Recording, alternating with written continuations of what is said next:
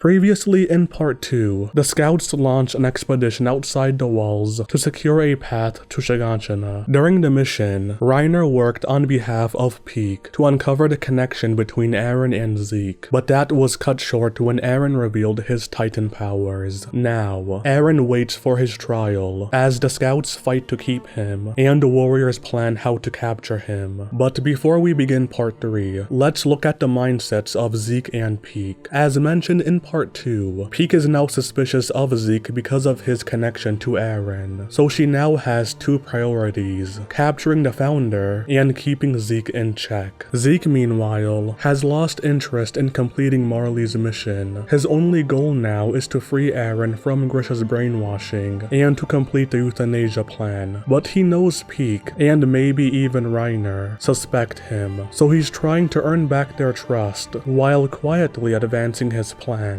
Now let's begin Part 3. Just before the trial, Pieck is assigned to guard Eren's cell, and she starts asking Eren about the expedition and his Titan powers, partly because she's naturally social, and partly to find out what he knows. But it does not take her long to realize Eren does not know anything. She then pivots to asking him about Grisha, but that also leads nowhere, as Grisha raised Eren as a normal child. All Eren can tell her is that Grisha told him to check out their basement before disappearing. After some time, Erwin and Levi arrive to speak with Eren. Their conversation plays out exactly as it did in the original story, only this time, Pieck is quietly listening in the background. Shortly after, Eren is called from his cell to the courtroom. Zeke is assigned to the escort, but with Hanji and Mike both present, he has no chance to speak to Eren, which is exactly what Pieck wanted to happen. The trial plays out slightly differently from the original story. Eren never sealed the breach at Trost, and he never attacked Mikasa. All he did do was kill Titans. Because of that, Levi does not need to prove that only he can keep Eren under control. Erwin's only argument is that Eren's Titan powers could be used as a weapon to clear a path to Shiganshina. That convinces Zachary, and the scouts are allowed to keep Eren. But like in the original story, they're under pressure to prove Eren's worth on the battlefield. Eren is still placed in Squad Levi, but with Mikasa already part of that squad, she can step in to defend him whenever his Titan powers cause problems, like when he accidentally transforms during training. Soon after, Erwin authorizes another expedition. He hopes to expose any hidden Titan shifter by using Eren as bait. Since the warriors never attacked Trost or killed the captured Titans in this timeline, Erwin does not suspect the scouts specifically, but believes the cart Titan is somewhere in the military. For the warriors, the expedition is the best chance they've had. If the scouts fail, Eren will be handed over to the military police, making him easier to capture. And for Zeke specifically, he wants to prevent the scouts from finding Grisha's basement and learning his secret. In the lead up to the expedition, Reiner tries to gather information about Grisha's house for Pieck. She plans to travel to Shiganshina herself and search for it. Reiner would ask Armin for details. He'd frame it as strategy, saying they'd need to be able to find Grisha's home to complete the next mission. Armin answers his question, but makes a mental note of Reiner's question. Using the information Reiner provides, Pieck begins making secret trips to Shiganshina without telling Zeke. Shiganshina is a large city, so even with Reiner's guidance, it takes Pieck multiple visits to find what she's looking for. Inside Grisha's basement, she reads through the journals and finally understands Zeke's connection to the Jaeger family. But what it doesn't tell her is what Zeke is after now. Pieck would place the journals back inside the cabinet before leaving. She would then explain what she found to Reiner. A bit more time passes, and the expedition begins. The initial phase is uneventful. Eren is kept away from the front lines, and the scouts use their scouting formation to avoid Titans. And without any Titan shifter attacks, the casualties remain low. From a distance, Pieck follows the formation, only occasionally closing in to confirm Reiner's position. When the scouts approach Wall Maria, they're hit by a sudden barrage of rocks. The front line is wiped out. Soldiers are either killed instantly or thrown from their horses. Because the terrain outside Wall Maria is an open plain, there's nowhere to hide, and the scouting formation begins to collapse. In the original story, the scouts cleared every Titan inside Wall Maria before trying to reach Grisha's basement. This meant the retreat route was safe, but here, the way back is full of Titans, so if too many scouts die at Shiganshina, the survivors will be wiped out on the return trip. Also, Eren never showed that he could control his Titan, as the Battle of Tross never happened in this timeline, so they can't even use Eren to flank the Beast Titan. For that reason, Erwin orders a retreat to preserve manpower. Once the scouts begin to withdraw, Zeke stops attacking. This is because Reiner's copy of the formation shows him and Eren near the right flank, and Zeke does not want to risk killing either of them. The scouts return from the expedition having accomplished nothing. As a result, the government demands that Eren be handed over. To make matters worse, the scouts have no leads on the Beast or Cart Titan's identity, so they can't even launch a desperate operation to capture a Titan shifter, as they did in Season 1. Their only clue is that the Cart Titan was spotted near the right flank, and the Beast Titan never attacked that area, but that only narrows down the list to the scouts who were told that Eren was positioned there. For Zeke, it's all coming together, or so he thinks. After waiting 5 years for the warriors to capture the founder, Marley has decided to send Marcel, Annie, and Bertolt to confirm the mission status. Marcel and Annie split the responsibility of traveling to the walls. Annie carries the team through the first leg of the journey, while Marcel covers the second. Once they arrive at Trost, Bertolt destroys the outer gate. This attack blows up Zeke's plan. Erwin uses it as an excuse to not hand Eren over, and Pieck now has a way to report his secrets to Marley. For this reason, Zeke finally commits to betraying the warriors.